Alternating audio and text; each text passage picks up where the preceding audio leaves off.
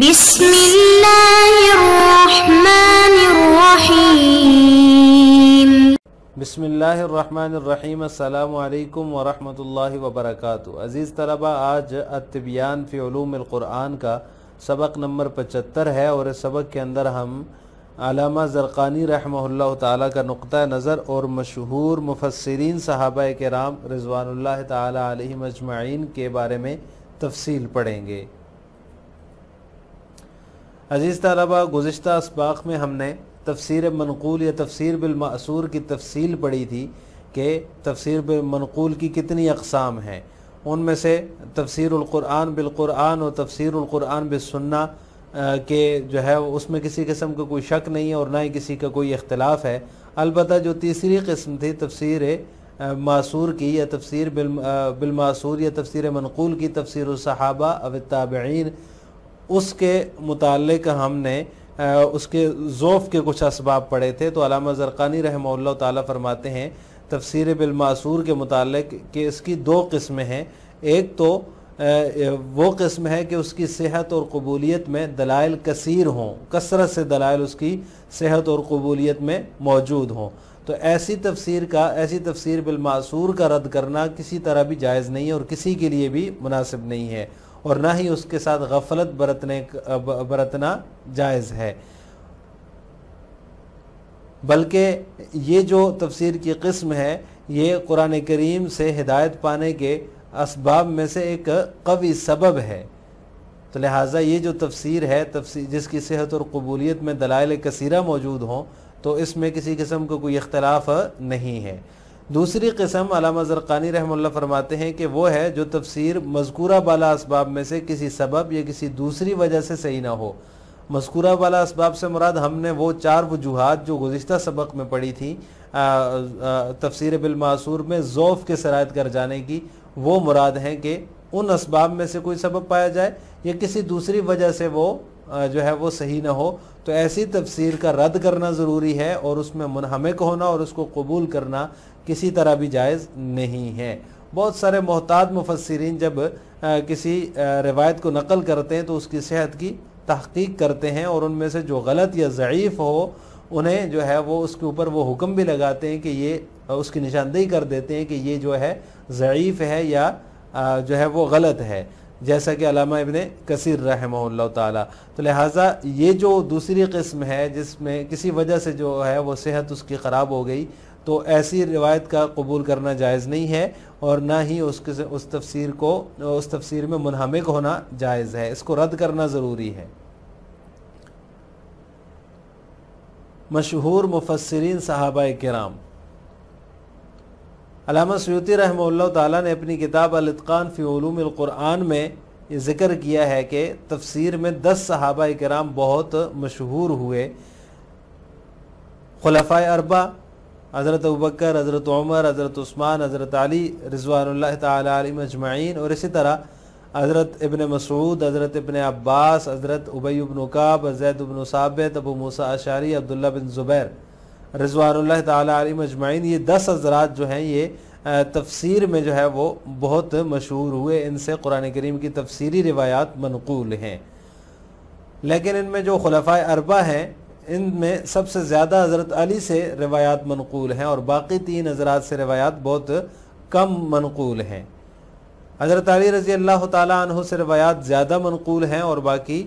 3 خلفاء سے روایات بہت ہی کم منقول ہیں۔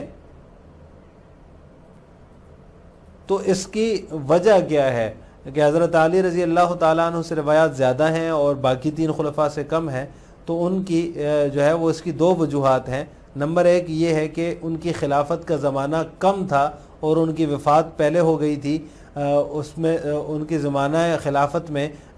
دیگر مسائل بھی تھے، جو ہے وہ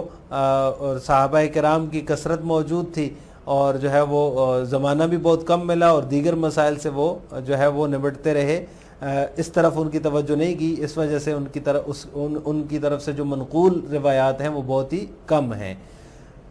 دوسری وجہ یہ تھی کہ ان کے خلافت میں ایسا ماحول تھا کہ اکثریت کتاب اللہ کے عالم تھے، کیونکہ وہ خود رسول اللہ صلی اللہ علیہ وسلم کی صحبت میں رہے تھے، صحابہ کرام اکثر موجود تھے اور قرآن کے رازوں سے باخبر اور اس کے معانی کو جاننے والے تھے۔ لیکن حضرت علی رضی اللہ تعالی عنہ کا جو زمانہ تھا، اس زمانے میں جو ہے وہ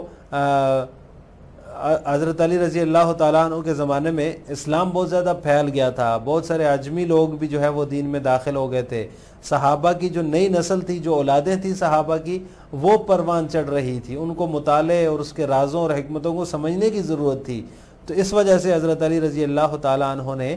زیادہ روایات جو ہیں وہ نقل کی ہیں اور ان سے زیادہ روایات منقول ہیں، بجائے دیگر 3 خلفاء کے، کہ ان کا زمانہ بہت کم تھا خلافت کا، اور ماحول بھی ایسا تھا کہ اکثریت صحابہ کرام زندہ تھے اور وہ خود کتاب اللہ کے عالم تھے، انہوں نے خود رسول اللہ صلی اللہ علیہ وسلم کی صحبت اٹھائی تھی۔ رأی الزرقانی فی مناہل العرفان، وقد ذکر الاستاذ الزرقانی فی کتابہ مناہل العرفان کلاما حسنا حول التفسیر بالمأثور بعد ان ذکر نقولا عن الامام احمد رحمہ اللہ وعن ابن تیمیہ رحمہ اللہ، فقال وکلمۃ الانصاف فی هذا الموضوع ان التفسیر بالمأثور نوعان، احدهما ما توافرت الادلة على صحته وقبوله وهذا لا يليق باحد رده ولا يجوز اهماله واغفاله ولا يجمل ان نعتبره من الصوارف عن هدي القرآن، بل هو على العكس عامل من اقوى العوامل على الاهتداء بالقرآن. ثانيها ما لم يصح لسبب من الاسباب الآنفة او غيرها، وهذا يجب رده ولا يجوز قبوله ولا الاشتغال به، ولا يزال كثير من ايقاظ المفسرين كابن كثير يتحرون الصحة فيما ينقلون ويزيفون ما هو باطل او ضعيف۔ علامہ زرقانی رحمہ اللہ تعالیٰ کا مناہل العرفان میں نقطہ نظر۔ علامہ زرقانی رحمہ اللہ اپنی کتاب مناہل العرفان میں تفسیر بالمأثور کے متعلق جو ہے انہوں نے بہت عمدہ بات ذکر کی ہے۔ امام احمد اور ابن تیمیہ رحمہ اللہ تعالیٰ سے کئی روایات ذکر کرنے کے بعد فرماتے ہیں انصاف کی بات اس موضوع میں یہ ہے کہ تفسیر بالمأثور کی 2 قسمیں ہیں۔ نمبر 1 یہ ہے کہ اس کی صحت و قبولیت میں دلائل کثیر ہوں، ایسی تفسیر کا رد کرنا کسی شخص کے لیے مناسب نہیں اور نہ ہی اس کے ساتھ بے اعتنائی اور غفلت روا ہے، اور یہ کوئی اچھی بات نہیں کہ ہم اسے قرآن کے جو ہے وہ رستے سے دور کرنے کے اسباب میں شمار کریں، بلکہ یہ اس کے برعکس قرآن سے ہدایت پانے کے قوی اسباب میں سے ایک سبب ہے۔ ثانیہما، دوسری یہ ہے کہ جو تفسیر جو ہے وہ مذکورہ بالا اسباب میں سے کسی سبب یا کسی دوسری وجہ سے صحیح نہ ہو، اس قسم کی تفسیر کا رد کرنا ضروری ہے، اور اسے قبول کرنا اور اس کے ساتھ مشغول ہونا، اس میں منہمک ہونا کسی طرح جائز نہیں ہے۔ ولا یزال کثیر من ایقاظ المفسرین، بہت سارے محتاط مفسرین مثلا ابن کثیر رحمہ اللہ کی یہ عادت رہی ہے کہ جس روایت کو وہ نقل کرتے ہیں اس کی صحت کی تحقیق کرتے ہیں، اور ان میں سے جو غلط یا ضعیف روایات ہیں انہیں بے سروپا قرار دیتے ہیں۔ اشہر المفسرین من الصحابہ، قال السیوطی فی الاتقان اشتہر بالتفسیر من الصحابة 10 الخلفاء الاربعة وابن مسعود وابن عباس وابی بن کعب وزید بن ثابت وابو موسیٰ الاشعری وعبد اللہ بن الزبیر رضی اللہ تعالی عنہم۔ اما الخلفاء فاکثر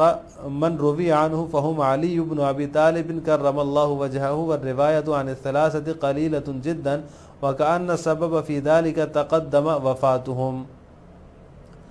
وأما السبب في قلة الرواية عن الثلاثة أبي بكر وعمر وعثمان فإنها يرجع كما نبه إليه السيوطي إلى قصر مدة خلافتهم وتقدم وفاتهم،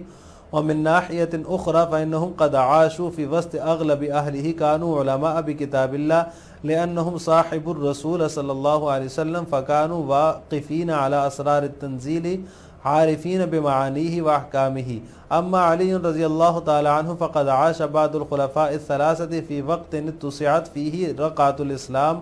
ودخل كثير من العجم في الدين الجديد، ونشأ جيل من ابناء الصحابة كانوا بحاجة الى دراسة القرآن وتفاهم اسراره وحكمه، ولذلك اشتهرت الرواية عنه اكثر من بقية الخلفاء الراشدين، وسنتكلم بشيء من التفصيل عن بعض هؤلاء الصحابة الذين اشتهروا بتفسير القرآن۔ مشہور مفسرین صحابہ کرام رضوان اللہ تعالی علیہم اجمعین۔ علامہ سیوطی رحمہ اللہ تعالی نے الاتقان میں وہ فرماتے ہیں کہ تفسیر میں 10 صحابہ کرام بہت مشہور ہوئے، خلفائے اربع حضرت ابن مسعود، ابن عباس، ابی بن کعب، زید بن ثابت، ابو موسیٰ اشعری اور عبداللہ بن زبیر رضی اللہ تعالی عنہم۔ البتہ خلفائے اربع میں سے سب سے زیادہ روایات جو ہیں وہ حضرت علی رضی اللہ تعالی عنہ سے مروی ہیں، اور باقی 3 خلفاء سے بہت کم روایات منقول ہیں۔ شاید کہ ان کا سبب ان حضرات کا پہلے وفات وَكَأَنَّ السَّبَبُ فِي ذَلِكَ تَقَدُّمِ وَفَاتِهِمْ، شاید کہ ان حضرات کا پہلے وفات پانا ہے اس کا سبب۔ وَأَمَّا السَّبَبُ فِي قِلَّةِ الرِّوَایَةِ عَنِ الثَّلَاثَةِ، تاہم 3 خلفاء حضرت ابوبکر، حضرت عمر، حضرت عثمان رضی اللہ تعالی عنہم سے روایات کے کم ہونے کا سبب تو جیسا کہ علامہ سیوطی نے اس پر متنبع کیا ہے وہ یہ ہے کہ ان کی خلافت کی مدت قلیل ہونے اور پہلے وفات پانے کی طرف لوٹتا ہے۔ ومن ناحیۃ اخری فإنہم قد عاشوا فی وسط اغلب اہلہ، اور دوسری وجہ یہ بھی تھی کہ ان کی زندگی ایسے ماحول اور حلقے میں گزری ہے جس میں اکثر لوگ کتاب اللہ کے عالم تھے، کیونکہ وہ لوگ رسول اللہ صلی اللہ علیہ وسلم کی صحبت میں رہے تھے۔ فکانوا واقفین علی اسرار التنزیل، تو لہٰذا وہ قرآن کے رازوں سے باخبر اور اس کے معانی اور احکام کو جاننے والے تھے۔ لیکن حضرت علی رضی اللہ تعالیٰ عنہ خلفائے ثلاثہ کے بعد ایسے دور میں زندہ رہے کہ جس میں جو ہے وہ اسلام کا دائرہ وسیع ہو چکا تھا، وَدَخَلَ كَثِيرٌ مِّنَ الْعَجَمِ فِي الدِّينِ الْجَدِيدِ، اور جو ہے بہت سارے عجمی لوگ نئے دین میں داخل ہو چکے تھے، اور نشأ جیل من اصحاب ابناء صحابتی، اور صحابہ کی اولاد کی نئی نسل پروان چڑھ رہی تھی جنہیں قرآن کے مطالعے، اس کے رازوں اور حکمتوں کو سمجھنے کی ضرورت تھی۔ وَلِذَلِكَ اشْتَهَارَتِ الرِّوَایَةُ عَنْهُ، اسی وجہ سے جو ہے ان سے روایات جو ہیں وہ بقیہ 3 خلفاء سے کے مقابلے میں زیادہ منقول ہوئیں۔ وَسَنَتُكَلِّمُ بِشَيْءٍ مِّنَ التَّفْصِيلِ عَنْ بَعْضِ هَؤُلَاءِ الصَّحَابَةِ الَّذِينَ اشْتَهَارُوا بِتَفْسِيرِ الْقُرْآنِ، مصنف فرماتے ہیں کہ اب ہم قرآن میں شہرت پانے والے بعض صحابہ کے بارے میں قدر تفصیل بیان کرتے ہیں۔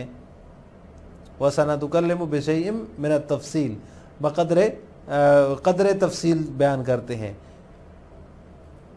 لہٰذا آج کے سبق کا خلاصہ یہ ہوا کہ ہم نے علامہ زرقانی رحمہ اللہ تعالیٰ کا نقطہ نظر اور مشہور مفسرین صحابہ کرام رضوان اللہ تعالی علیہم اجمعین کے بارے میں تفصیل پڑھی ہے۔ آخر میں آپ سے 2 سوال ہیں۔ نمبر 1، 2 مشہور مفسر صحابہ کے نام بتائیں۔ نمبر 2، خلفائے اربع میں سے کس سے زیادہ روایات منقول ہیں؟ ان دونوں سوالوں کا جواب آپ نے کمنٹ باکس میں دینا ہے۔ السلام علیکم ورحمۃ اللہ وبرکاتہ۔